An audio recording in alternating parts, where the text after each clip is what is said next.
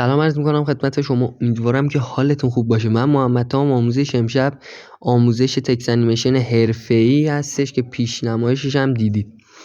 خب ابتدا وارد برنامه کپکات میشیم و از بخش نیو پروژکت یه عکس تیره یا سفید به دلخواه انتخاب میکنیم.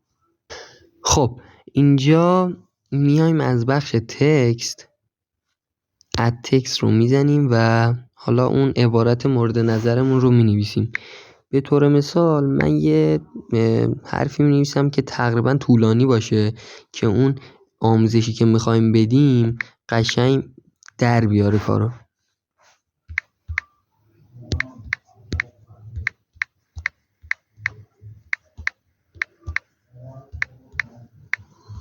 خب من میام از بخش فونت یه فونت ترجیحاً درشت استفاده میکنم برای این کار، یه فونت درشت و کلاسیک. خب اینجا من فونت کلاسیک 2 رو انتخاب میکنم به صورت مثال. بعدش از بخش انیمیشن، اینجا از بخش انیمیشن قسمت لوپ رو ضربه میزنم و انیمیشن ویو 3 رو اضافه میکنم به این تصویرم. به این صورت تیکشو میزنم و یه کمی متنم رو درشت میکنم به صورتی که تقریبا تمام صفحه باشه.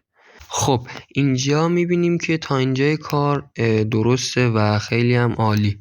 اینجا حالا از وقتی که روی تکستمون ضربه بزنیم و انیمیشن میتونیم حالا این سرعتش رو کم و زیاد کنیم که من یه کمی اینو کنترش میکنم.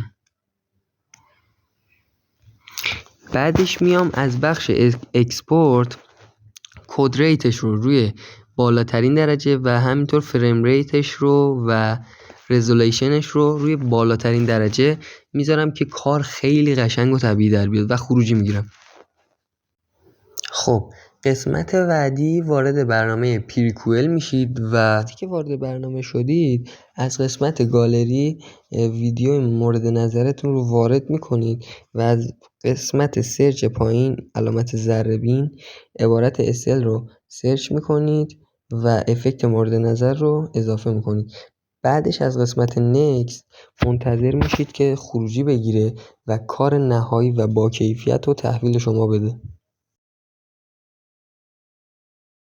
خب اینم از خروجی کارمون و با کیفیت کارمون که میبینید چقدر قشنگ و ترتمیز و خیلی قشنگ تحویل ما داد و میتونیم روی ادیتامون استفاده کنیم و لول کارمون رو چند برابر کنیم.